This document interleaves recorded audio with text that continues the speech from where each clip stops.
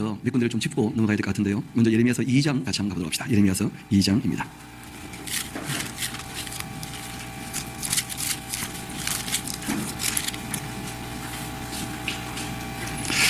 2장 그 13절 거기 좀 박스를 쳐놓으시고 이게 인간의 그 죄에 대한 근원 같은 겁니다. 그 예레미야서 2장 13절 딱 박스를 좀 쳐놓으시면 좋겠습니다. 내 백성이 두 가지 악을 행하였나니 곧 그들이 생수에 근원되는 나를 버린 것. 하나님을 버렸다는 말은 자기들이 주인 되었다는 거예요. 바벨탑 사건하고 똑같은 것이죠. 사람이 교만해서 하나님을 주인으로 여기지 않고 하나님을 버렸다는 겁니다. 그런데 그것이 불신자들만 그랬던 것이 아니라 이스라엘 백성도 마찬가지였다는 거예요. 많은 종교인들이 또 심지어 기독교인들도 마찬가지일 수 있는데 하나님을 믿는다고 하면서도 여전히 자기가 주인일 수 있다는 거예요. 생수에 근원되는 나를 버린 것. 근데 우리가 여기까지 쭉 살펴보니까 말씀을 버린 것이 곧 누구를 버린 거예요? 하나님을 버린 것. 왜 말씀을 가까이 하지 않는가? 자기 마음이 주인인 거예요. 그래서 하나님을 버린 것. 두 번째는 스스로 웅덩이를 팠다는 거예요. 이것은 이제 우상숭배를 얘기합니다. 사람이 교만하긴 한데 문제는 자기가 자기의 삶을 감당할 만큼 능력이 없다는 걸 알아요. 그러니까 누군가 자기를 도와주면 좋겠다 해서 자기를 위한 어떤 존재를 스스로 만들어냅니다. 자기가 의지할 어떤 존재를. 그걸 우리가 우상이라고 해요. 우상. 생수에 근원된 나를 버린 것과 스스로 웅덩이를 판 것인데 그것은 그 물을 가두지 못하는 터진 웅덩이들이란 거기는 생수가 없습니다.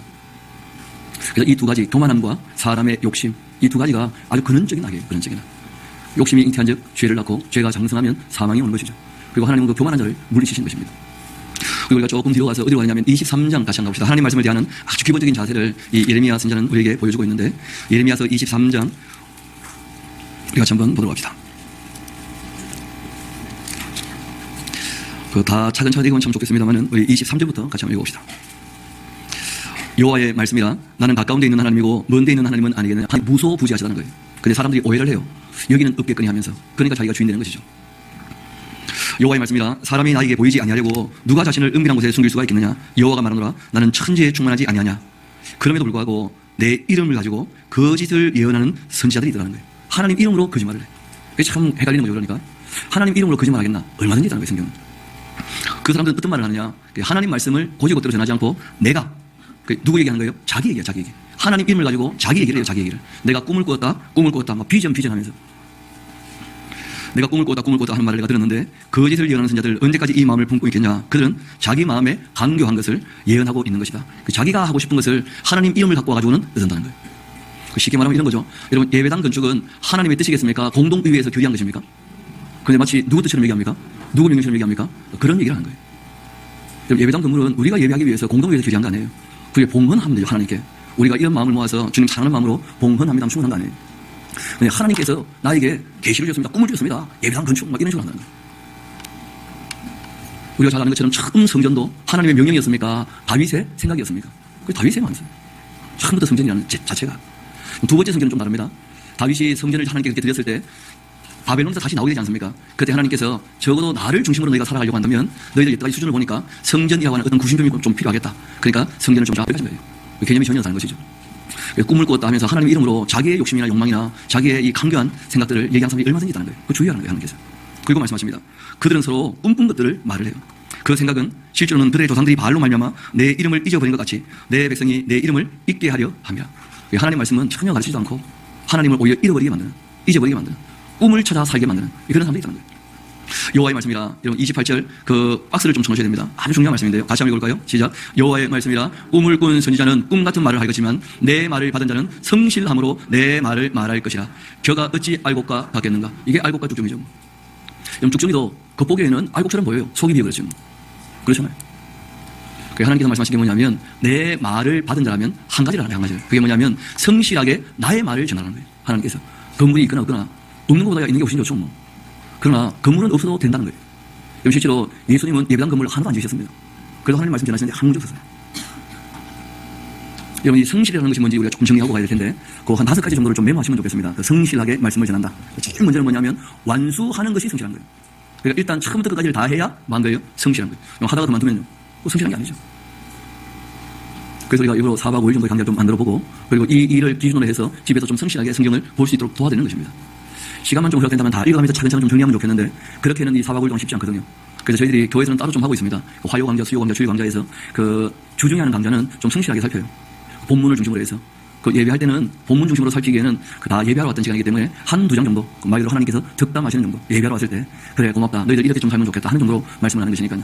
저희 교회가 한 3가지 정도 큰 일을 하고자 하는 것입니다. 제일 먼저는 대하설교, 주일날 한두 장씩 한 절 한 절 조금 상세히 살피는, 그리고 이제 주중에 강독회 겸 강좌할 때에는 본문을 중심으로 해서 간략하게, 그리고 이제 이 4박 5일 강좌에서는 큰 정도를 파악할 수 있게 그렇게 하나님의 말씀을 좀 성실하게 대하려고 애를 써보는 것인데요.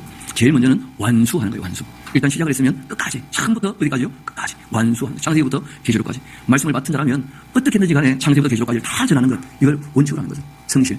두 번째는 부담이 된다고 있는 내용에서 뭘 빼면 안 돼요. 그러니까 너무 많은 사람들이 구약의 예언서의 내용들을 교회에서 다루지 않는다는 거예요. 심지어 이 우리 통합 측 같은 경우는 그 요한계시록 자체를 보지 않는 게 정통이라고 오해를 하고 있어요.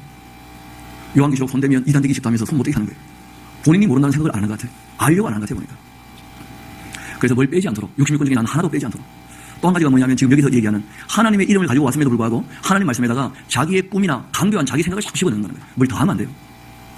그러니까 성경을 특히 먼저 완수, 처음부터 끝까지 다 해야 됩니다. 두 번째는 뭘 빼면 안 돼요. 세 번째는요, 뭘 더하면 안 돼요. 네 번째는 그 이단들이 주로 하는 것인데, 원관념은 원관념으로, 비유관념은 비유관념으로 이렇게 봐야 되거든요. 근데 성경을 보면서 영적으로 해석하겠다 하고는 지금 멋대로 드는 거예요.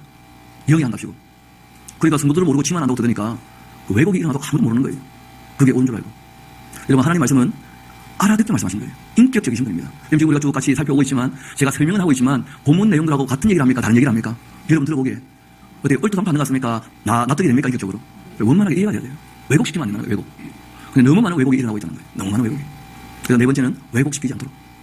말씀을 필필 꼬아가지고 헷갈리게 만들지 않도록. 그리고 다섯 번째는 시간을 좀 아껴야 됩니다. 의영부영하지 않도록. 성경의 세월을 아끼라, 그런 말씀이 있어요.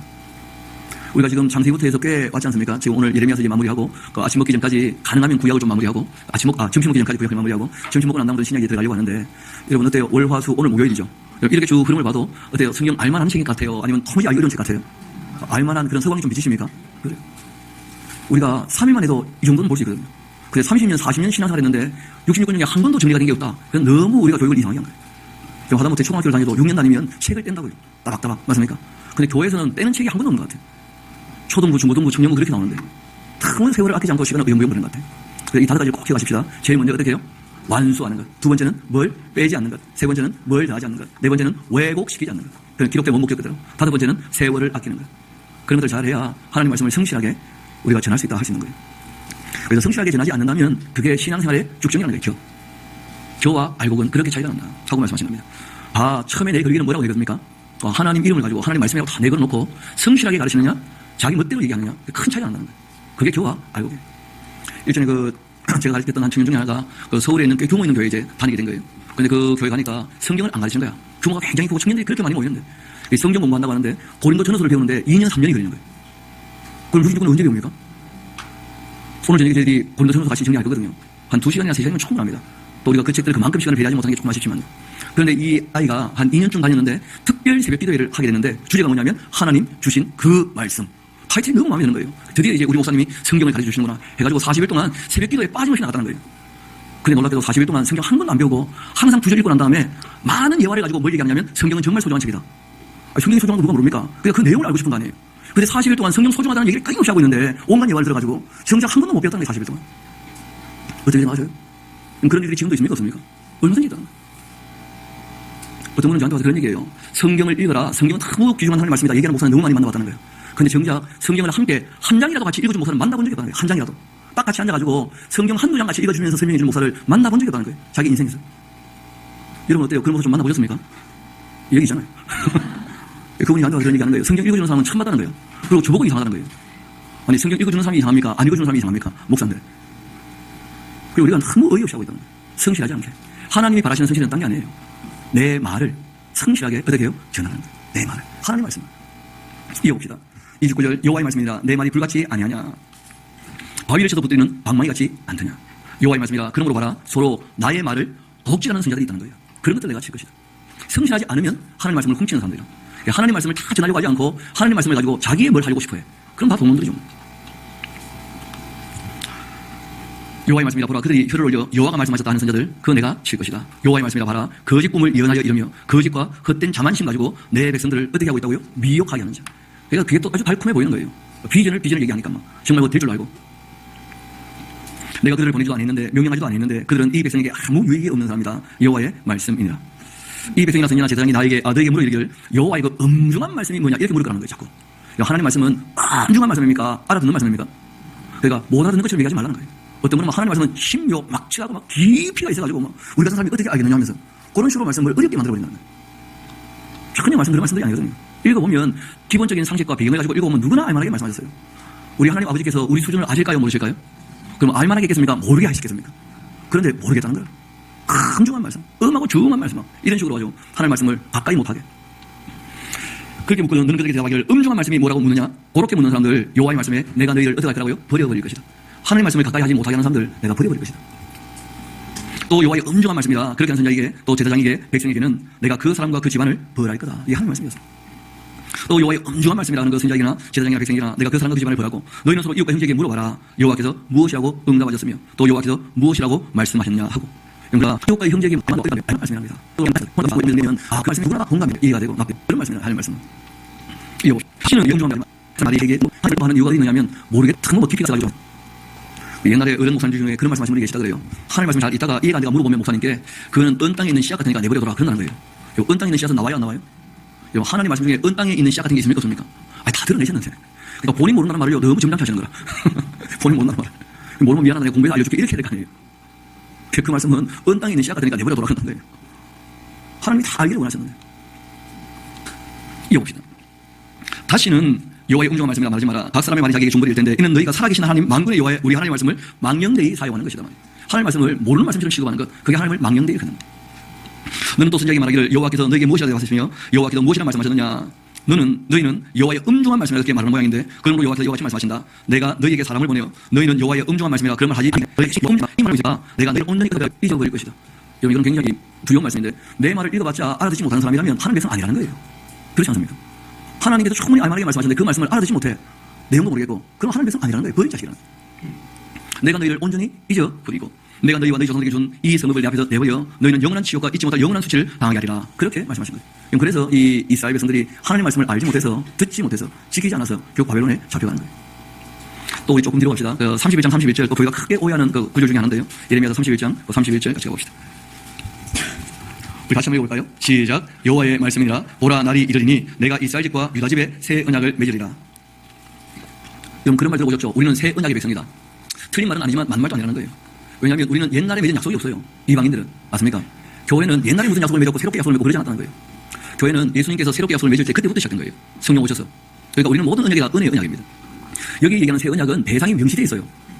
다시 한번 볼까요? 여호와의 말씀이라. 보라 날이 이르면 내가 이스라엘 집과 유다 집에 새 언약을 맺는다고 되어 있어요. 교회하고 아무 상관이 없는 거예요.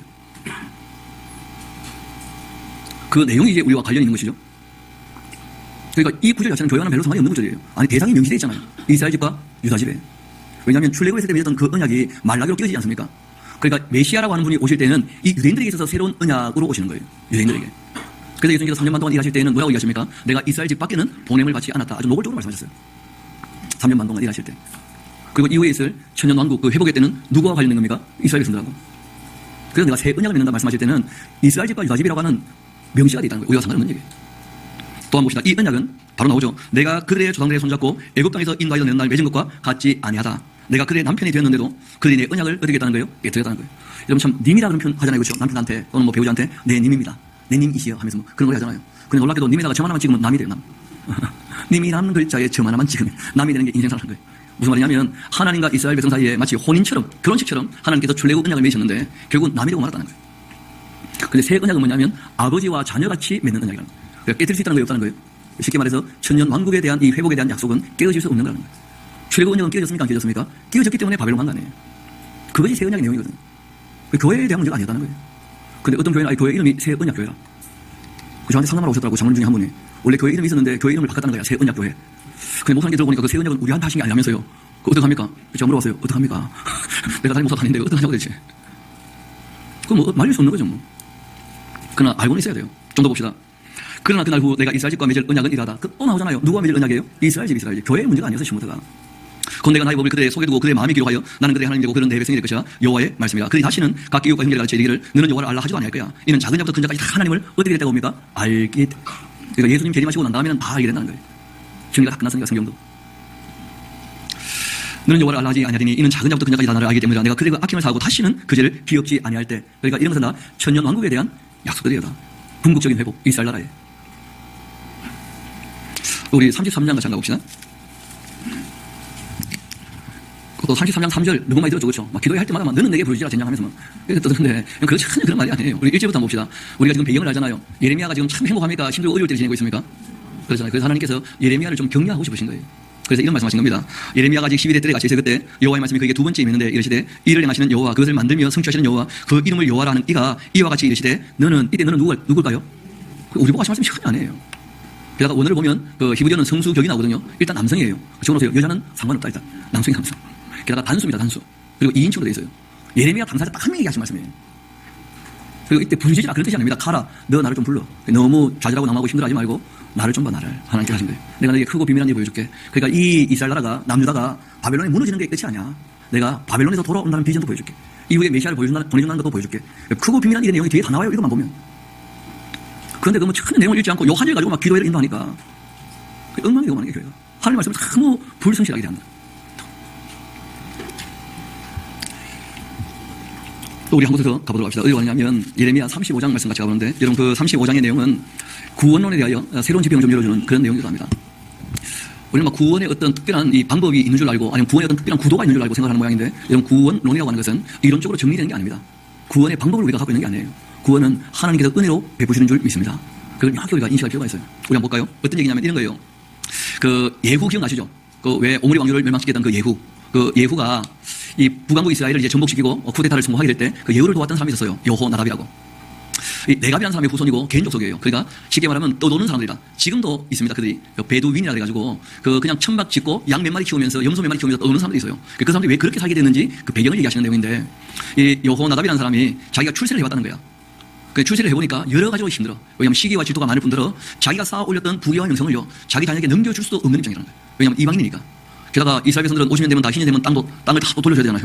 그러니까 이방인 우리는 이 가나안 땅에서 부를 축적할 수도 없고 생명을 보장받지도 못하는구나. 그럼 우리가 단지 생명을 유지하려면 길은 하나밖에 없다는 거예요.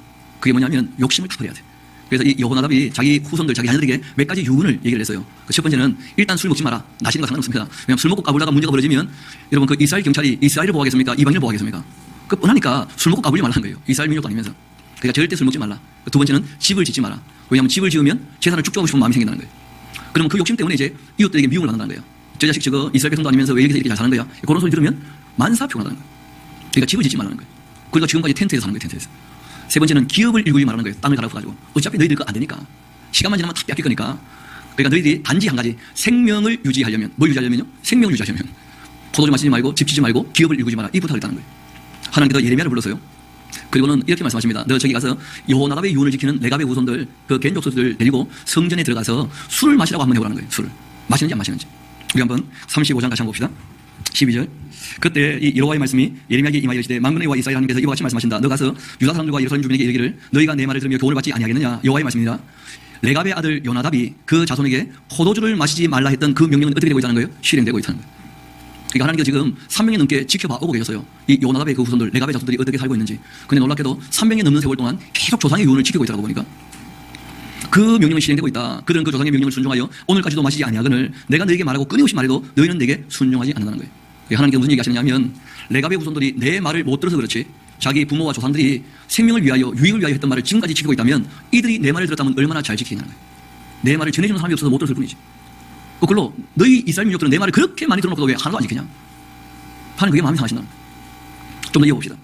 내가 내 종 모든 선지자를 너에게 보내고 끊임없이 보내며 또 이르기를 너희는 이제 각 악한 길에서 돌이켜 행위를 고치고 다른 신을 따라 그를 섬기지 말라. 그러면 너희는 내가 너희와 너희 손족에게 준 이 땅에서 살리라 그렇게 했는데 너희가 그런 내 말에 귀를 기르지 아니했다. 나에게 순종하지도 아니했다. 그런데 레갑의 아들 요나답의 자손은 그 손조가 그들에게 명령했던 그 명령을 지키고 행하고 있다는 거예요. 이 백성은 나에게 순종하지 않는데 말이에요. 그러므로 만군의 여호와 이스라엘 하나님이 이렇게 말씀하신다. 보라 내가 유다와 예루살렘 모든 주민에게 내가 그들에게 대하여 선포한 모든 재앙이 결국 임하게 될 거다.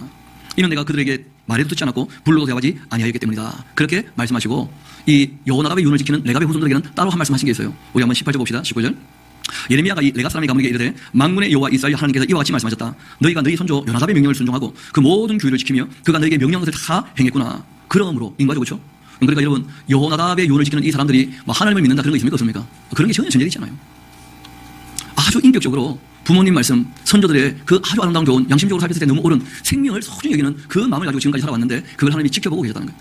그리고 하나님 말씀 들을 수 있는 기회가 없었다는 거예요. 이때까지. 그런 사람들에게 이런 말씀하셔요. 그러므로 만군의 여호와 이스라엘 하나님이 이와 같이 말씀하신다. 레갑의 아들 요나답에게서 내 앞에 설 사람이 영원히 끊어집니까? 끊어지지 않습니까? 그러니까 구원한다는 거예요? 안 한다는 거예요? 그럼 예수도 안 믿는데 구원하면 됩니까? 그러니까 구원을 그렇게 졸소하게 보면 안 돼요. 성경에는 교리밖에 진리가 얼마든지 있습니다. 구원은 하나님의 주권에 대한 문제지 우리가 무슨 구원받는 어떤 특별한 구도를 정해놓고 교리를 만들고 그렇게 되는 게 아니라는 거예요. 교리로 구원받는다면 이단들도 자기 교리를 또 만들어버리잖아. 그렇잖아요. 성경에서 뭐라고 얘기하는지 봐야 돼. 우리 한번 로마서도 같이 가보자. 신약에서도 이런 말씀이 있는데 로마서 2장 같이 한번 봐요.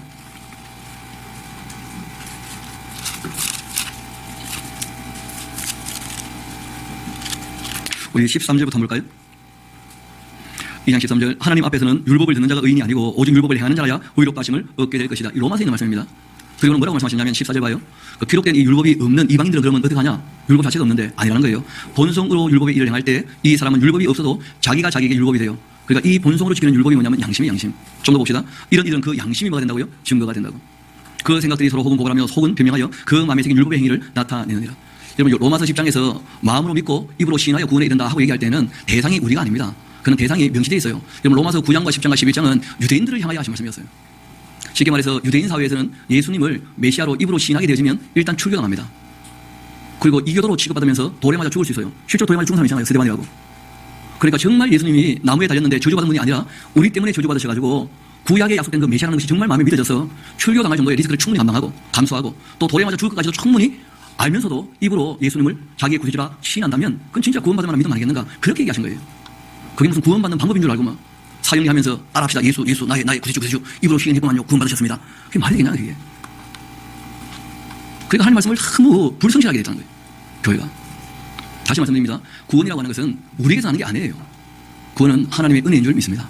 그 누구한테 은혜를 베푸신다는 거예요? 하나님이 처음 만드셨던 사람다운 사람이에요. 성경을 보면 양심적인 사람, 하나님의 윤리와 법도를 정말 깊은 마음으로 따르는 사람들. 여러분 우리 선조들 중에도 그런 사람들 얼마든지 있지 않습니까? 유교 사회임에도 불구하고 하늘을 두려워하는 사람들이 있었다는 거예요. 그러니까 누가 전해주지 않았기 때문에 그 하늘이 천지만물을 창조하신 인격적인 신이라는 것은 잘 몰랐지만 그러나 조물주가 있고 신이 자기를 보고 있다고 생각하면서 자기 양심을 살펴 정말 정직하고 성실하게 산 사람들 있습니까 없습니까? 그런 분들에 대해서 우리가 함부로 말하면 안 돼요. 그러니까 우리가 모르면 모른다고 하면 끝나는 것이지. 그러니까 누가 물어보더라고. 이수진 장군은 구원 받았겠냐고 물어보더라고. 여러분 어때요? 이수진 장군 구원 받았을 것 같아요? 못 받았을 것 같아요? 우리 한번 합시다. 모릅니다. 그걸 가봤나 우리가. 이수진 장군은 우리가 기록에 남아있는 거 말고는 모르잖아요 솔직히. 그러니까 우리는 이수진 장군은 다 알지 못하기 때문에 함부로 말할 수 없어요. 그런데 이수진 장군은 하나님이 구원 안 하셨다 그러면 하나님 왜 구원 안 하십니까? 이수진 장군인데 구원하셔야지 하고 대말 겁니까? 또 구원했다면 예수도 안 믿는 구원하면 어떡합니까? 하고 따질 겁니까? 그렇게 묻는 사람에게 한마디 얘기하세요. 자네 구원에 주의하시라고. 남의 인생 관여하지 말고 당신 정신 차리라고 당신. 여러분 이수진 장군에게 하나님이 어떻게 대하시든지 간에 하나님이 하시는 일은 항상 옳은 줄 믿습니다. 하나님을 신뢰해야지. 자기 구원의 목적이 되어 있으면 이미 신앙은 왜곡되고 말아요. 우리가 처음 시간 봤잖아요. 요한복음 5장이 뭐라고 되어 있습니까? 너희가 영생을 얻기 위하여 이 성경을 참고하는 모양인데 이 성경은 그런 식이 아니라고. 이 성경은 나에 대한 이야기고 하나님 말씀이라는 거예요. 예수님 이야기고. 그런데 내가 너희들 하는 꼬라지를 보니까 진짜 영생을 주는 나에게 오고 싶은 마음이 없는 것 같아. 나를 사랑하지도 않고. 너희 속에 하나님 사랑하는 것이 없는 것을 내가 봤다. 끝입니다. 여러분 하나님을 사랑한다면 자기 구원의 목을 매겠습니까? 하나님 말씀을 다 읽고 듣고 배워서 하나님 말씀을 따라 살려고 힘쓰겠습니까? 여러분 어떨 것 같아요? 하나님을 사랑한다고 하면서 자기 구원만 얘기하면서 성경을 66권 중에 한 권도 제대로 파악하려고 애쓰지도 않고 알아들려고 하지 않고 이 말씀을 따라 살려고도 애쓰지 않는다면 그게 신앙이 되는 거예요. 여러분 같으면 그런 사람 구원시키겠냐고. 그러니까 구원론이라고 하는 것도 우리가 열심히 공부해보면 하나밖에 정도 공부하거든요. 결론이 나요. 아 이게 무슨 구도로 되는 게 아니구나. 흠함으로 말하면 안 되겠구나. 그러니까 실제로 불신자가 돌아가셨는데 그 자녀 중에 신앙이 있어가지고 장례식을 해달할 때가 있지 않습니까? 여러분 장례 예배한 거 아무 문제 없습니다. 왜냐하면 장례 예배는 죽은 자를 위한 겁니까? 산 자를 위한 겁니까? 아니죠. 예배는 하나님을 위한 거죠. 이 살아있는 분들과 함께 하나님께 예배하는 거예요. 원래는 장례 예식이죠. 예식. 그러니까 유가족들을 위로할 때 하나님이 어떤 분인지를 바르게 알려주면 참된 위로가 된다는 거예요. 하나님이 그 사람을 다시 한번 깨닫게 하면 생명의 주인이 하나님이라는 것을 깨닫게 하면 그러니까 불신자가 죽었으니까 음부에 갔겠습니까? 낙원에 갔겠습니까? 우리가 갑시다. 모릅니다. 가봤나요? 그리고 우리가 외형적으로 불신자를 하지만 그 속 내면을 우리가 다 알지 못하잖아요. 성경에 보면 이런 말씀이 있어요. 우리를 반대하지 않는 자라면 우리 편이다. 이런 말씀도 있다고. 그리고 당신 교회 갔는데 안 말리신 모양인데 보니까 그럼 우리 편이잖아요. 안 말렸잖아. 그러니까 우리가 모르는 거예요 솔직히. 그럼 모르면 모른다고 하면 되는데 이렇게 안 믿으면 쭉 가니까 예수 믿으시오. 누가 믿겠어요 그렇게 얘기해가지고. 그러니까 하나님 말씀을 우리가 정정히 내보면 결론적으로 얘기하시는 부분이 있지만 우리가 알 수 없는 것들은 모른다고 얘기하는 것이 잘하는 거예요. 그러나 한 가지를 꼭 기억합시다. 하나님 하시는 일 중에 옳지 않은 것은 없는 법입니다. 맞습니까? 하나님을 우리가 신뢰하는 거예요. 하나님. 구원은 하나님 소관이지 하나님의 예정부터 시작해서 하나님의 심판까지가 다 옳은 거예요. 그걸 우리가 수용하는 것이지. 이렇게 했기 때문에 나는 구원받았다. 모릅니다. 그럼 바울도 죽기 바로 전에 본인은 나를 위하여 생명의 밀원이 준비되었다. 이런 정도로 얘기하셨지. 일하고 있는 중에는 뭐라고 얘기합니까? 두렵고 떨림으로 구원을 이루어가는 거예요. 구원을. 하나님 입장에서는 이미 already 다 이루어졌어요. 영원하신 분이니까. 그런데 우리는 과정 가운데 있어요. 난 아직 아니에요. 그 앞에까지 가봐야 돼. 여러분 가는 자가 예수님을 따를 때 본인이 배신하더라고 생각하겠습니까? 그렇지 않습니까? 그리고 우리가 함부로 사람을 재단하고 뭐 자기가 판단해가지고 하나님도 아니면서 뭐 네 지옥 간다 뭐 천국 간다 그런 짓 하면 안 돼요. 목사님이 구원에 확신이 있습니까? 한번 되물어보세요. 목사님이 결정하십니까? 물어보세요. 목사님이 구원을 결정하시냐고 대체. 그런 질문하는 것 자체가 굉장히 잘못된 거예요. 그래서 항상 이 겸손한 자세로 하나님께서 이루신 것이 있다는 것이 확실한데 우리가 정말 거기에 순종하며 하나님의 뜻을 따르고 있는지 그 자기를 좀 살펴보는 거예요. 성경에 이런 거 나오죠. 스스로 어떻게 해요? 삼가서. 그렇게 얘기하십니다. 그래서 이런 예레미야 35장 같은 내용들은 우리가 불신자들이 하나님에 대한 오해를 많이 하거든요. 그러니까 다들 뭐라 그럽니까? 아니 그래 아무리 착하게 살아도 교회만 가야 구원받고 말이야. 교회 갔는데 못된 놈들 많잖아. 근데 그런 놈들 구원받고 말이야. 그렇게 따질 때 뭐라고 하겠어요? 그러니까 자기들이 봐도 양심적으로 상식적으로 말이 안 되는 말이라는 거야. 불신자들이. 그러니까 그런 것들을 함부로 말해버리니까 오해가 많아진 거예요. 그러니까 하나님에 대해서 오해를 일으킨 거죠. 교회가.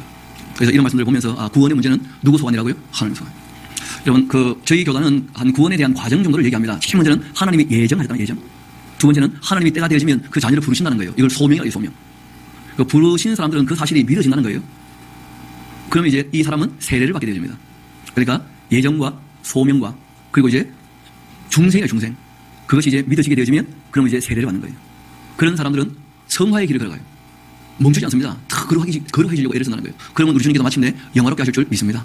이게 구원의 과정 정도로 우리가 얘기하는 거예요. 그러면 잘 생각해봐요. 예정은 누가 하시는 거죠? 불러주시는 것은요. 거듭나게 하시는 것은요. 믿어지게 하시는 것도요. 안다고 다 믿는 게 아니거든요. 가만 보면. 그럼 세례는요. 우리가 정하는 거죠. 그러니까 중생과 믿음과 세례 같은 것은 거의 동시에 일어나는 거예요. 그러고 난 다음에 이제 성화는 누가 걸어가야 될 길이에요? 우리가. 그럼 주님이 도우신다는 거예요. 영화롭게 하시는 것은 누가 하시는 거예요?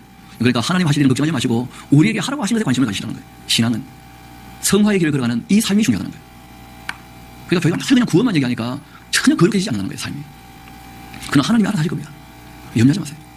성경에 보면 이런 말씀이 있어요. 한 알갱이도 땅에 떨어지지 아니할 거다. 그러니까 하나님은 구원받을 백성 중에 단 한 명도 놓치지 않을 겁니다. 그런 건 염려하지 마요.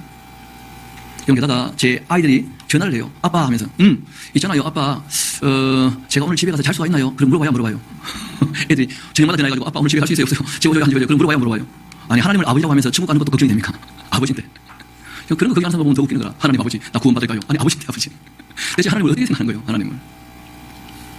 그래서 우리가 성경을 볼 때 좀 성실하게 보면 우리가 너무 편협하게 생각을 갖고 있지 않는가 그런 것도 좀 정리를 해야 되지 않겠나 싶습니다. 그리고 난 다음에 이 예레미야 애가까지 다 보면 그 다음 볼 책이 있습니다. 그게 뭐냐면 다시 열왕기 하서 24장 가야 되겠죠. 그렇죠? 열왕기 하서 24장이나 25장이 나오는 내용은 예레미야에도 다 있는 내용이에요. 그러니까 바벨론에 의해서 서너 번에 걸쳐가지고 이 남유다가 무너지게 되었던 과정이 쭉 다 나와 있어요. 그리고 이제 여야긴, 시드기야 이 세 명의 왕 그리고 그 앞에 이제 여아스 이 네 명의 왕이 계속 연속으로 악하니까 나라가 무너진 거예요. 나라가 더 이상 회복될 수가 없었던 것이죠. 근데 그때 1차 포로 때 잡혀갔던 분이 계셔요. 그분이 누구냐면 다니엘이라는 거예요. 다니엘. 그래서 우리가 열왕기하서 그 25장 뒤에다가 다니엘 또 에스겔 이렇게 좀 적어놓으시면 도움이 되겠죠. 그리고 난 다음에 다니엘서 같이 가보죠.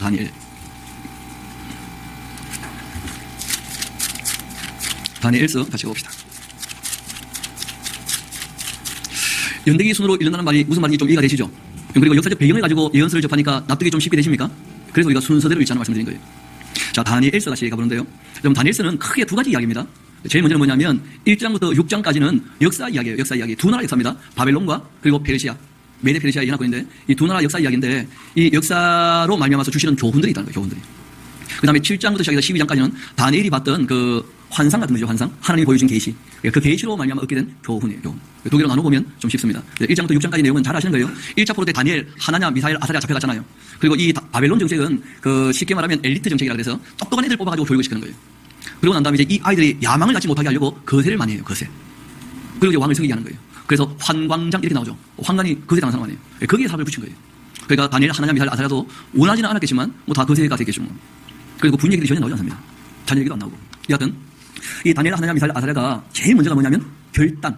그러니까 결심을 했다는 거예요. 뭘 결심했느냐면 자기의 몸과 자기의 영혼을 더럽히지 않기로 결심을 했다는 거예요. 그러기 위해서 뭘 했느냐면 우상 제물에 올라갔을까봐 고기를 잃지 안 먹기로. 말 그대로 아예 그냥 창세기 원리로 돌아간 거야. 채식만 하기로. 그리고 포도주도 이게 바치는 것일 수 있으니까 신에게. 그러니까 그것 때문에 자기의 영혼을 더럽히지 않으려고 물만 마시기로. 그런데 황관장이 깜짝 놀라죠. 너희들 얼굴이 초췌하게 되지면 내가 왕에게 면목이 없다. 그러니까 다니엘이 얘기해요. 10일만 좀 시험을 해보시라. 누가 더 건강한지. 그 확인해 보니까 물하고 채소만 먹었는데 건강했다는 거예요. 더 명석하고. 여러분 하나님 앞에 결단을 하고 그 신조를 지조 있게 지켜가니까 하나님이 어떻게 하시는 거예요? 지혜를 주셨다는 거예요. 우리 한번 다니엘서 1장 같이 한번 가봅시다. 17절 봐봐요. 뭐라고 되어 있는지. 하나님이 이 내 소년에게 학문도 주시고 모든 서적을 깨닫게 하시고 지혜도 주셨다. 어떤 사람에게 주신 거예요? 결단하고 깨끗하게 하려고 애를 쓰고 주님의 뜻을 따르려고 힘쓸 때 하나님께서 모든 걸 주시는 거예요. 그리고 다니엘은 환상과 꿈까지 깨닫는 그런 은혜를 베풀어 주신 것이었었죠. 그러니까 왕이 말한 그들을 불러들이게 하셨는데 환관장이 그들을 누부갓네살 앞으로 데려갔더니 왕이 그들과 말하고 보니까 무리 중에 다니엘과 하나냐와 미사엘과 아사랴가 같은 자는 없고 왕이 그들에게 모든 일을 묻는 중 그 지혜와 총명이 온 나라 박수와 소리보다 10배나 더 나았다는 거예요. 이 다니엘은 고레스 왕 원년까지 있었다. 그렇게 이제 기록하고 있어요. 그 다음에 2장 얘기는 잘 아시는 얘기죠. 앞으로 한번 봅시다. 왕이 꿈을 꿨는데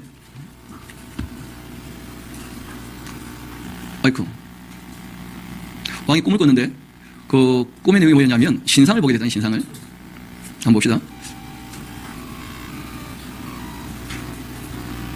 이런 신상을 보게 되는 거예요. 그런데 이 왕이요 뭐라고 하느냐면 내 꿈을 해석하라 한 게 아니고요. 신이 이 꿈을 꾸게 했다면 그 신에게 물어봐가지고 내 꿈도 얘기를 하는 거예요. 말이 되는 거야 안 되는 거예요? 아니 말이 딱 되잖아요. 아니 진짜 신이 나에게 어떤 계시를 줬다면 그 신이 똑같은 계시를 주지 않겠냐는 거예요. 같은 신이니까. 그러니까 그 신이 정말 너희들이 신에게 말씀을 받는 사람들이라면 신탁을 받는 사람이라면 꿈도 함께 해석을 얘기하라고. 그냥 너무 합당하고 합리적이죠. 논리적이고. 그러니까 가짜들은요 전부 다 벌벌 뜨는 거예요.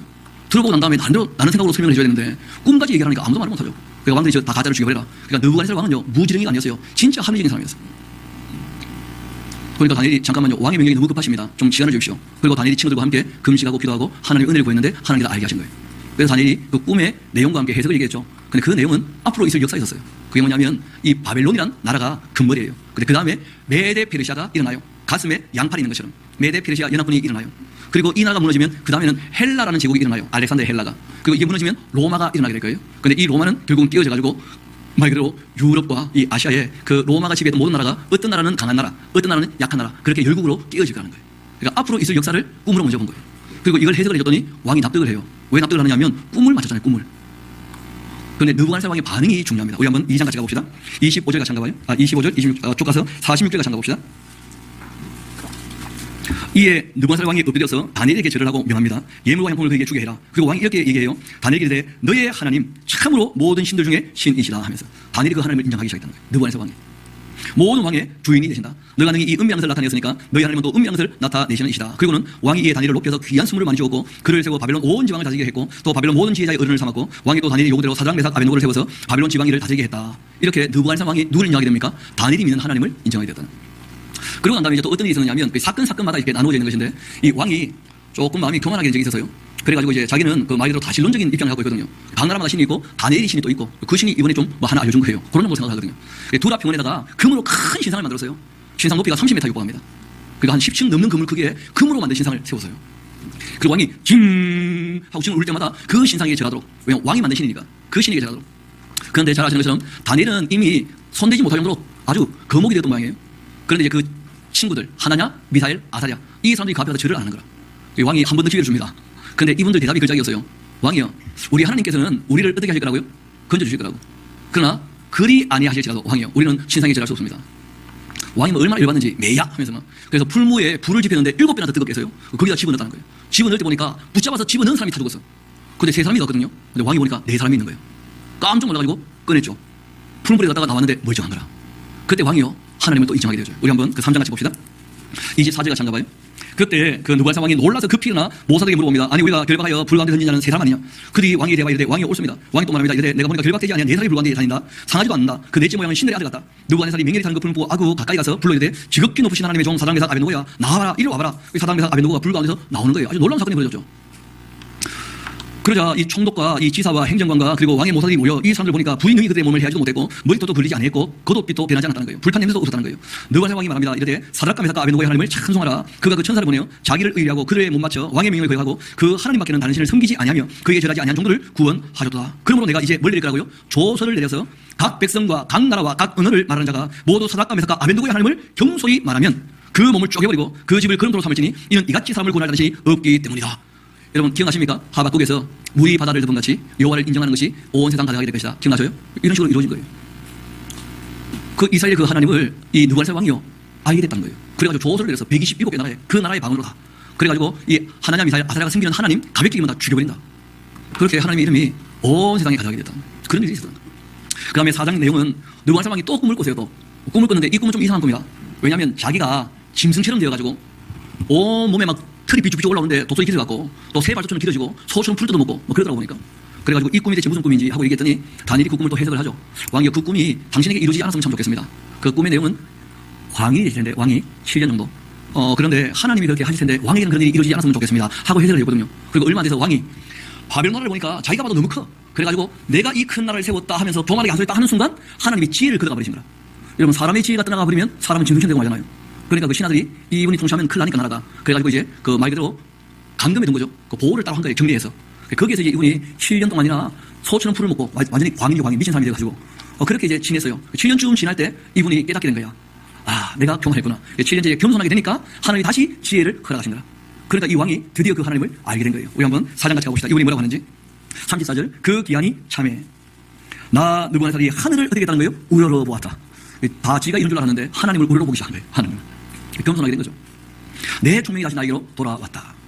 이에 내가 지극히 높으신 이에게 감사하게 되었고 영생하시는 이를 찬양하면서 경배하게 되었다. 그 권세는 영원한 권세며 그 나라는 대대에 이르게 될 것이다. 땅의 모든 사람들 없는 같이 계시며 하늘의 군대이든지 땅의 사람들에게든지 그는 자기 뜻대로 행하시는 분이시다. 그 손을 금하든지 혹은 이르기를 내가 무엇을 하느냐고 할 자가 아무도 없다. 그때 그는 내 총명이 나에게로 돌아왔고 또 내 나라의 영광에 대해서도 내 위엄과 광명이 나에게로 돌아왔고 또 나의 모사들과 관원들이 내게 찾아오니 내가 내 나라에서 다시 세움을 받았고 또 지극한 위세가 내게 다하였다. 그러므로 지금 나 느부갓네살은 하늘의 왕을 찬양한다. 하늘의 왕이 누구십니까? 그래요. 느부갓네살이 이쯤 되는 인물이에요. 그래서 하나님께서 온 세상 나라를 맡기셨던 거라. 근데 맡기셨는데 이게 교만하게 됐잖아요. 그래서 아버지 마 해가지고 지혜를 가져가셨던 거라. 다행히 이제 겸손하게 깨닫게 되어서 다시 맡게 되었다. 그런 얘기예요. 그러니까 이 역사로 말미암은 교훈은 딴 내용이 아니고 하나님 어떤 분인지를 알려주고 계시는 거예요. 여러분, 광야에서 40년 광야 생활했지 않습니까? 그런데 이제 바벨론 가서는 70년 바벨론 생활을 해요. 쉽게 말해서 훈련 기간이야. 똑같이 누구를 알게 되는, 하나님 어떤 분인지를 알게 되는 훈련 기간이에요. 하나님 백성으로 사는 훈련 기간인 거라. 그래서 40년 했는데 안 되잖아요. 쭉 역사가 진행되는 거 보니까. 그래서 이번에는 바벨론에 잡아서 70년 꽃배기로 훈련해요. 꽃배기로 훈련을 받으면서 이 왕이 하나님에 대해서 깨달아가는 그런 모습을 우리에게 보여주고 있는 거죠. 그런데 역사가 또 꽤 진행이 되었어요. 이 5장은 마지막 왕 얘기예요. 바벨론에 있는 마지막 왕의 이야기. 우리 앞을 잠깐 봅시다. 신상 이야기 우리가 좀 전에 드렸었고, 이거는 좀 이따가 계시로 말하면 교훈할 때 다시 한번 잠깐 말씀을 드리겠습니다. 바벨론 왕들 이름을 보면 나보폴라살이라는 사람으로 시작이 되죠. 신바벨론은. 그리고 지금 우리가 다뤘던 왕이 바로 누굽니까? 느부갓네살이에요. 그리고 에윌 무로닥, 넬갈 사레셀, 라바시 마르둑, 그 다음에 나보니 두스 때 이야기가 이제 이 5장 이야기예요. 왜냐하면 그 세계사를 보면 벨사살이라는 왕은 나오잖아요. 왜냐면 벨사살은 원래 공식적인 왕이 아니었습니다. 나보니두스가 왕이었거든요. 근데 이 사람은 왕인데 종교 생활이 너무 재밌는 거야. 신을 섬기는 게. 그래가지고 이제 늘 그냥 제자들하고 신전에서 그냥 놀아 그냥 같이. 그러다 보니까 이제 모든 업무를 누구한테 맡겼냐면 자기 아들에게 맡겼어요. 그 아들이 벨사살이야. 그래서 이 벨사살이 그런 얘기합니다.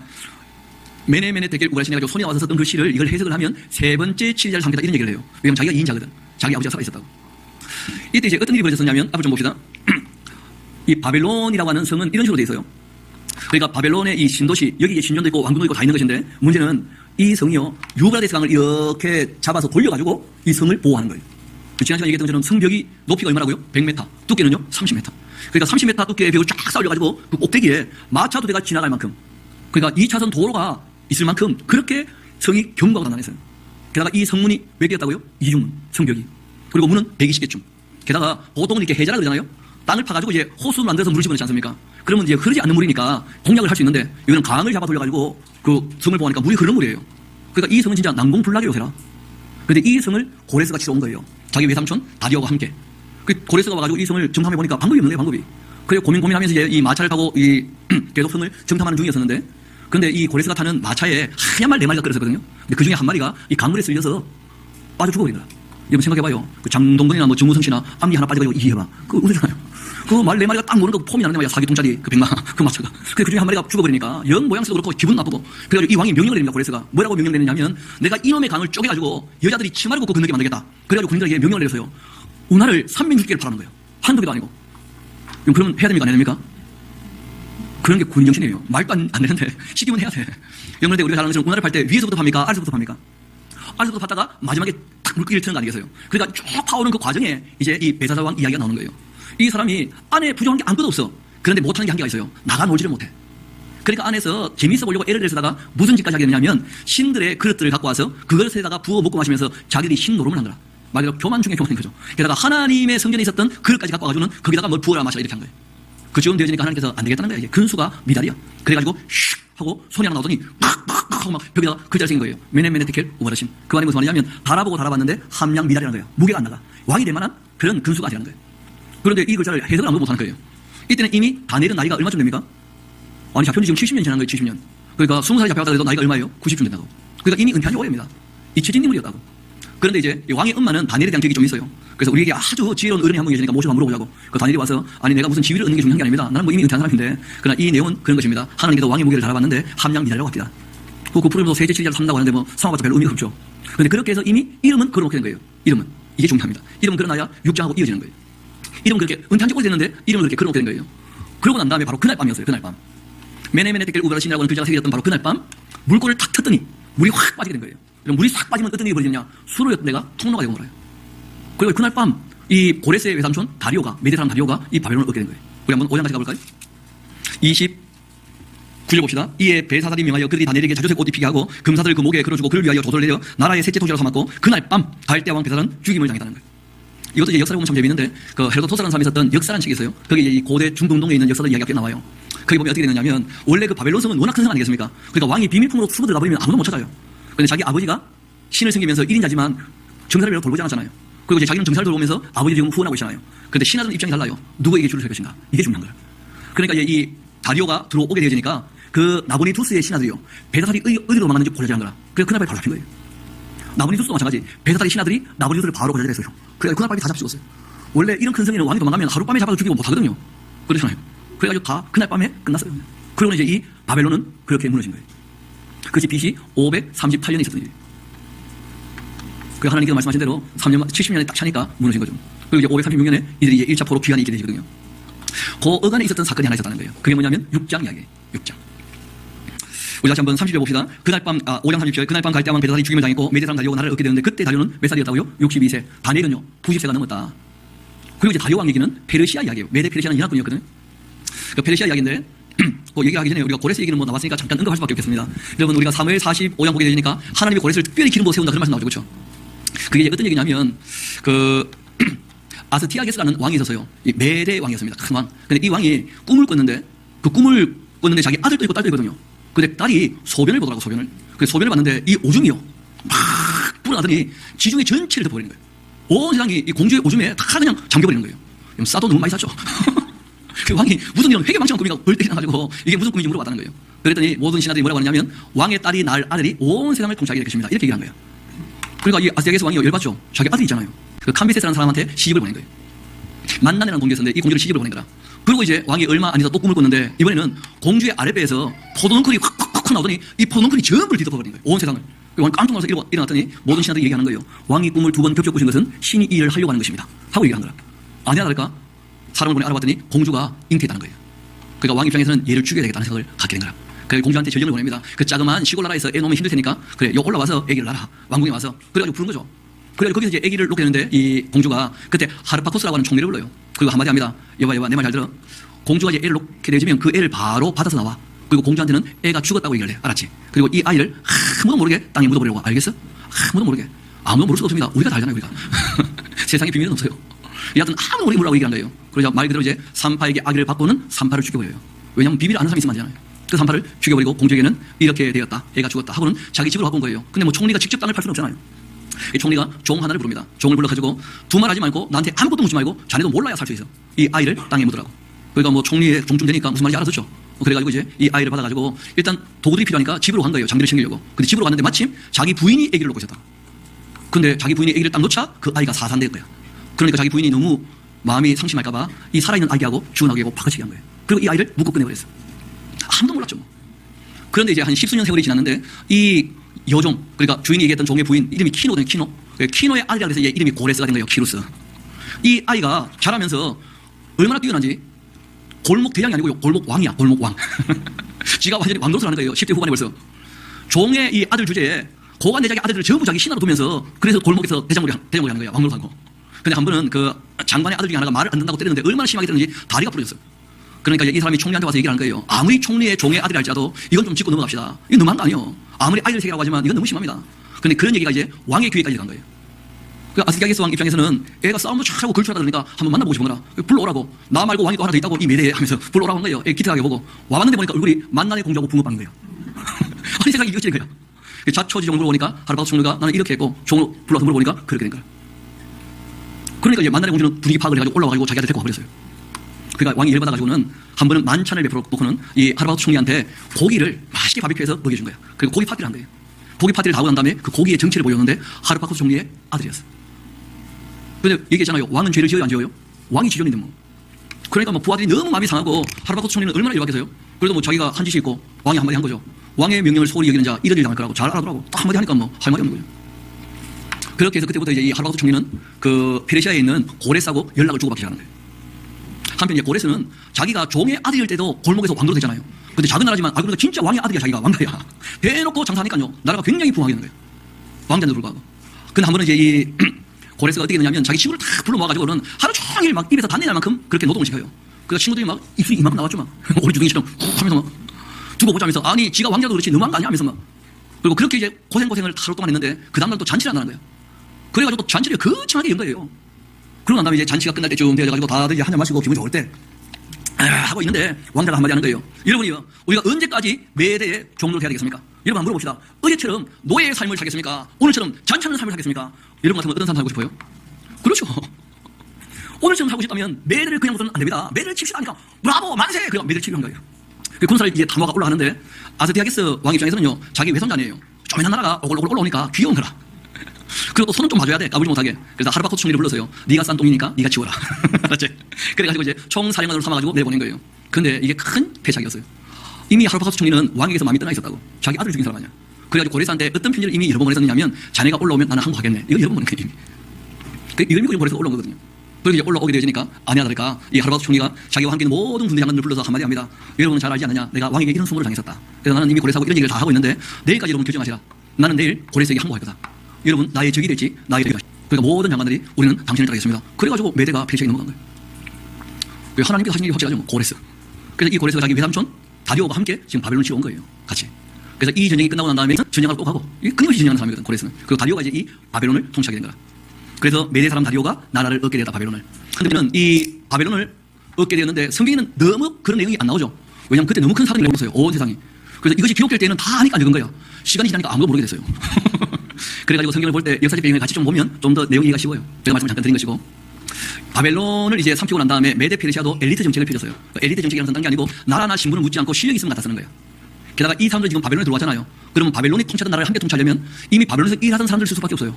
근데 이 사람들은 말 그대로 바벨론에 충성하는 사람들이 아니라 실력이 뛰어난 사람들이다. 게다가 실력은 뛰어난데 야망이 없는 사람 일속 좋아요. 그렇죠? 최고가 누구냐면 바로 모든 걸 다 아는데 이미 늙어서 야망이 없는 다니엘이 최고야. 그래가지고 다리오가 다니엘을 자기 바로 밑에 두고 쓰는 거예요. 왜냐면 이 사람이 이미 등장을 다시 했잖아요. 은퇴한 지 오래됐었는데. 근데 이제 문제는 뭐냐면 이 다리오와 함께 왔던 사람들이 시기가 나는 거예요. 질투가 나고. 그래가지고 다니엘을 죽이려고 하는데 다니엘은 흠이 없는 사람이라 얼마나 철저한지 확실하고. 그런데 다니엘에게는 하나의 루틴이 있었어요. 그게 뭐냐면 매일 하루에 3번씩 기도하는 거라. 이게 어릴 때 하나님과 본인이 맺었던 약속이에요. 내가 하루에 3번씩 기도하겠습니다. 우리는 보통 하루에 5번씩 기도하죠. 아닙니까? 아니 아침에 일어났을 때 감사 기도하고 아침 먹을 때 점심 먹을 때 점심 기도하고 잠잘 때 기도하고 우리 평균 5번씩 기도하잖아요. 아닙니까? 기도 생활 안 하십니까? 이 다니엘은 그렇게 결단을 했어요. 여러분 뭐 그 결단을 했으니까 하는 것인데 기도 시간 정해놓고 하는 것보다는 쉬지 않고 하는 게 진짜예요. 기도라고 하는 것은 쉬지 않고 하는 거예요. 여하튼 다니엘은 이제 그렇게 결정을 해놓고 이제 늘 기도를 했는데 그걸 딱 보고 난 다음에 못된 사람들이 계획을 세운 거야. 이 왕에게 좀 자기들이 계획이 있다면서 그 계획의 내용을 보니까 뭐라고 되냐면 왕은 인간도 아닙니다. 왕이 뭐야? 그랬더니 왕은 신입니다. 딸랑딸랑딸랑 그렇게 하는 거예요. 그러면서 왕 이외에 다른 신에게 기도한다면 향후 30일 동안 그러면 사자굴에 집어넣는 걸로. 그 왕이 딱 보니까 기분 좋은 거예요. 자기를 신처럼 대우해 주니까. 좋다고 조서에다가 의인을 찍어버린 거라. 그러고 난 다음에 분위기를 보니까 아차 싶었던 거예요. 바로 이 조서를 가지고 다니엘에게 한 거예요. 그래서 다니엘은 그 조서에 의인이 찍힌 것을 알고도 기도하러 올라갔어요. 아니 기도하려면 골방에서 해야지 옥상에서 못합니까? 근데 이분은 뭐 그런 거 왜냐하면 본인이 모든 잡혀온 이 이스라엘 사람들한테 본인이 해야 되거든. 그러니까 일부러 모든 사람들이 보도록 기도한 거예요. 이분은 그런 의도가 있었어요.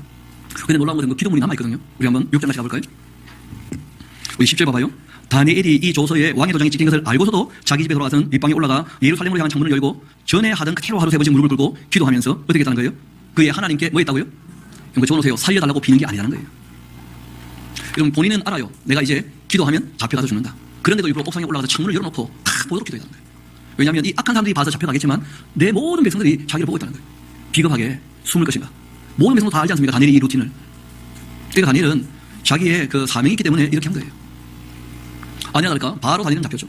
그리고 이제 이 악한 사람들이 왕에게 고발을 한 거예요. 왕이 아차 싶었죠. 살려주고 싶어가지고 저녁까지 신랑이를 버리는데 이 부하들이 딱 한마디 하는 거죠. 왕이요. 국명입니다. 왕이 며칠 전에 도장 찍어놓고 지금을 안 지킨다면 어떻게 국법이 앞으로 진행되겠습니까? 왕의 명령을 누가 따르겠습니까? 왕이요 법이요. 왕이 만든 법이요. 이러니까 막 왕이 할 말이 없죠. 그날 이 다리오 왕이요. 다니엘이 잡혀가는 것을 허락하고 난 다음에도 이분이 식음을 전폐하고 다니엘의 하나님께 다니엘을 살려달라고 기도해요. 이런 다니엘이 얼마나 그러하게 살았냐면 왕이요 다니엘을 만나니까 변해. 이런 것이 하나님을 믿는 사람의 삶이었다는 거예요. 너 사는 거 보니까 하나님이 우리에게 분명히 보였다. 아브라함, 이삭만 그런 게 아니에요. 다니엘에 봐도 다 마찬가지였다. 우리 한번 봅시다. 16절 이에 왕이 명령하여 다니엘을 끌다가 사자굴에 던져넣었는데 왕이 다니엘에게 말하죠. 너가 항상 섬기는 너희 하나님들을 구원하시라 하고는 이에 돌을 굴려 굴 어기에 맞고 왕이 그 도장과 귀족들의 그 도장으로 봉하고 이는 다니엘에게 대한 조치를 고치지 못하게 하려 함이었고 왕이요 지금 18절 잘 봐야 됩니다. 궁으로 돌아가서요 밤이 새로 금실하면서 그 앞에 오락을 그치고 잠자기를 마다하고 밤을 지샌 거예요. 그 이튿날 해가 뜨자마자 미명이 비치자마자 황급히 굴러 올라갔어요. 그 왕이 얘기합니다. 하나님의 사람 다니엘아 너희 하나님이 너를 건지시기에 능하시느냐 하면서 막 왕은 죽었다고 본 거죠. 그런데 아래에서 다니엘이 얘기한 거예요. 왕이여 만수무강하옵소서 만세수를 하옵소서 하면서 왕이 얼마나 기쁜지 다니엘을 바로 건져놓고는요 다니엘을 모함했던 사람들 잡아가지고 사자굴에 집어넣은 거예요.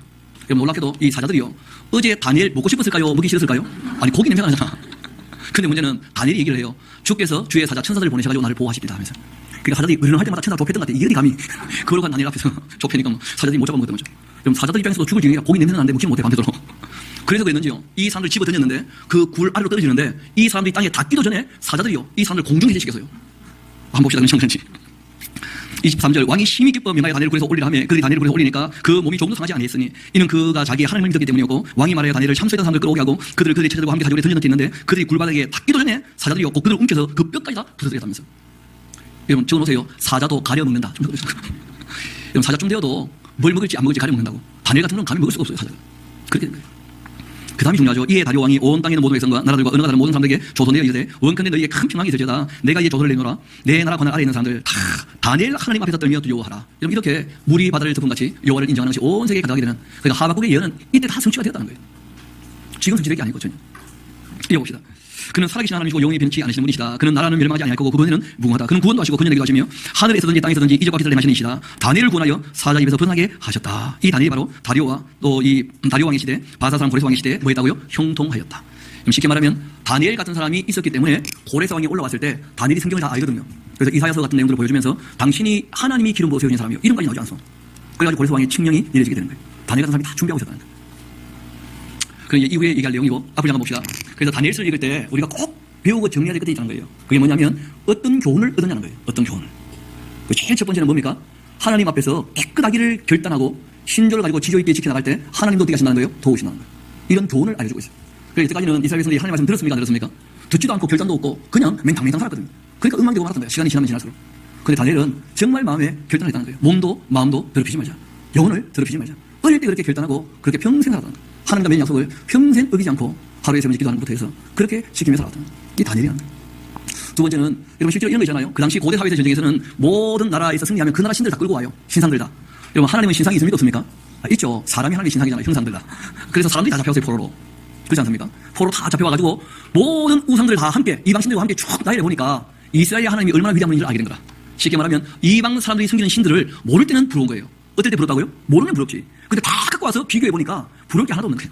그러니까 이방인들이 섬기는 신은 뭐라는 거예요? 아무것도 아니다. 이걸 확실히 배우게 된 거예요. 그래서 여기에서 이제 돌아가게 됐을 때는 우상 숭배를 했던 것처럼 보이지 않아요. 바벨론에서 교육을 확실히 받았죠. 이방인들의 신은 뭐라고요? 아무것도 아니다. 이걸 확실히 배웠어요. 그 다음에 두라평원에 보니까 금으로 된 신상 몇 미터짜리요? 30미터짜리. 그 우상이라고 하는 것도 아무리 커도 아무리 고급 재질로 만들었다 할지라도 우상도 뭐라는 거예요? 아무것도 아니라는 거예요. 그 이분들이 깨닫게 되었어요. 하나님을 의뢰하는 사람들, 하나님 미사의 아들 하던 사람들 풀무불에서도 어떻게 하시더라고요? 건지시더라. 하나님은 하나님을 의뢰하는 사람들 언제든지 건져주신다. 이런 걸 배운 거예요. 또 느부갓네살 왕을 통해서 배운 게 있었죠. 하나님께서 통치하시는 거야. 느부갓네살이 아니고 하나님이 느부갓네살에게 어떻게 하신 거예요? 허락하신 것뿐이에요. 그러니까 온 세상 나라를 누가 통치하셔요? 하나님이. 그렇기 때문에 세상 역사에 대한 스케줄을 하나님께서 미리 말씀하신 거예요. 바벨론 다음에는 페르시아, 페르시아 다음에는 헬라, 헬라 다음에는 로마. 이 로마 시대 때 교회가 시작된다는 거예요. 메시아가 오셔서.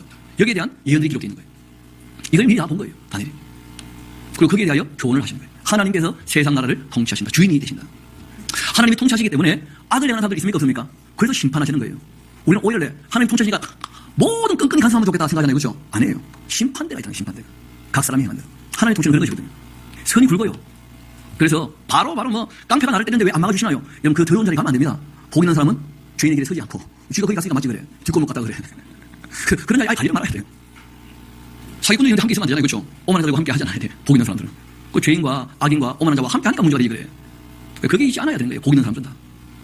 그리고 이제 이분들이 뭘 깨닫게 되냐면 하나님은 교만한 사람들은 항상 물리치시다는 거예요. 느부갓네살이 그렇게 일을 잘 줘도 교만하니까 어떻게 됩니까? 버려버리시더라고요.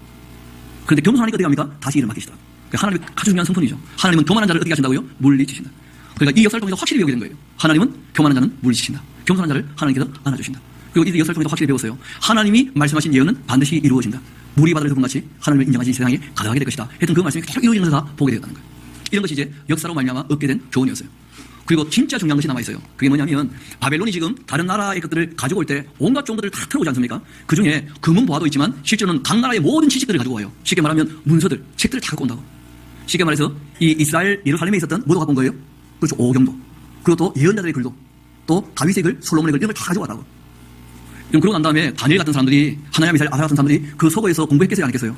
그리고 모든 나라의 문서와 함께 비교 분석을 해보니까 이 오경이라고 하는 이 책이 얼마나 탁월한지를 알게 된 거예요. 이건 진짜 하나님의 말씀인 거예요. 그래서 이때 정리가 시작이 되어서 에스라 때 정리가 완결되었다고 봐요. 쉽게 말하면 이 바벨론에 가서 성경의 가치를 깨닫게 된 거예요. 바벨론에 가서. 게다가 여러분 선지자의 글 중에 거짓 선지자의 글도 많을까요 적을까요? 얼마든지 있지. 그런데 역사가 진행되어 가지고 바벨론에 잡혀왔잖아요. 누구 말이 옳았는지 누구 말이 틀렸는지 바꾸면 됩니까 안 됩니까? 그래서 거짓된 글들은 다 사라진 거예요. 그래서 이 바벨론에 가서 비로소 지금 우리가 보고 있는 구약 성경의 틀이 거기에서 잡히게 된 거예요. 그 전까지는 오경 말고는 없었잖아요. 오경 말고는. 그래서 여기에 가서 이제 유대교라고 하는 종교도 유대교라는 종교가 여기에서 시작이 되죠. 왜냐면 이 사람들이 잡혀와 보니까 절기를 지킬 수 있습니까 없습니까? 안식일을 지킬 수 있습니까 없습니까? 그것도 안 되잖아요. 그럼 어떻게 하나님께 갈 것인가 제사할 것인가 제사도 안 되잖아요. 그러니까 이제 하나님이 정말 원하시는 것이 뭔지를 알게 된 거예요. 제사보다 하나님 알기를 원하시는구나. 그래서 이 문서들을 통하여 하나님 알기로 하면서 유대교라는 종교가 시작된 거예요. 근데 그 안타까운 것이 있게 됩니다. 그게 뭐냐면 사람들이 배워놓고도 교만한 자세를 버리지 못해. 자기 욕심하고. 그러다 보니까 유대인들이 다른 민족보다 자기들이 우월하다는 생각들을 항상 가지고 있었어요. 그러다 보니까 문서는 누구나 다 볼 수 있잖아요. 그러니까 하나님께서 이 문서 말고 모세를 통해서 특별히 몰래 주신 비문서 계시가 있다는 거예요. 비문서 계시. 그게 뭐냐면 이후에 탈무드가 되는 거예요. 이것이 나중에 유정과 정통으로 남아있게 되는 거예요. 그러니까 예수님께서 원래 기록된 말씀 이외에 딴 것 가지고 또 이 말을 너무 많이 만들어 놓으니까 예수님이 이걸 삭내버린 겁니다. 그러니까 하나님 말씀이 아닌 사람의 교훈을 가르치고 있구나. 그렇게 하신 거예요. 이건 참 안타까운 일이었죠. 그래서 이 탈무드라고 하는 책은 옳은 말도 많지만 틀린 말도 너무 많고요. 탈무드는 하나님 말씀이라는 것이 아니고 사람의 성공하는 비결을 기록한 책이에요. 쉽게 말하면. 그냥 바벨론에 와서 엘리트 정책을 충분히 보면서 배운 거예요. 어떻게 해야 우리 민족이 성공할 것인가. 여러분 그래서 유대인들이요. 세상에서 성공한 것은 사실이에요. 욕심을 가지고. 그런데 사랑하는 마음이 있어요 없어요? 그렇잖아요. 바로 옆에 나라도 사랑하지 않잖아요. 참 욕심 때문에. 그래서 탈무드라는 책에 대해서 이식을 좀 달리 해야 됩니다. 탈무드가 뭔지 모르고 원래 이방인들 때려잡아 죽이려고 만든 책인데 그것도 번역해서 우리가 막 재밌게 보고 그럼 거기에 나와 있는 탈무드들은 원래 내용하고 전혀 다른 뜻이에요. 자기들만 보는 책은요 전혀 노출시키지 않는다 그래요. 자기들 유산이기 때문에. 우리가 좀 조심해야 됩니다. 여하튼 이분들이 역사를 통하여 배웠던 내용들이에요. 여러분 이것은 기말고사에 반드시 나옵니다. 바벨론에 가서 무엇을 배웠는가. 그래서 여러분들 좀 전에 말씀드렸던 내용들 꼭 기억할 수 있도록 식사 시간에 제가 펴놓게 이렇게. 그러고 난 다음에 이제 이분이 계시를 통해서 배웠던 것은 딴 게 아닙니다. 그 느부갓네살 왕의 꿈에 대한 내용들을 좀 더 명료하게 말씀하신 거예요. 그러니까 다니엘이요 충격을 받아요. 여러분 생각해봐요. 이스라엘 나라가 지금 돌아갈 거 아닙니까? 이제 때가 차면. 그럼 이제 이스라엘 나라를 통해 가지고 세상이 하나님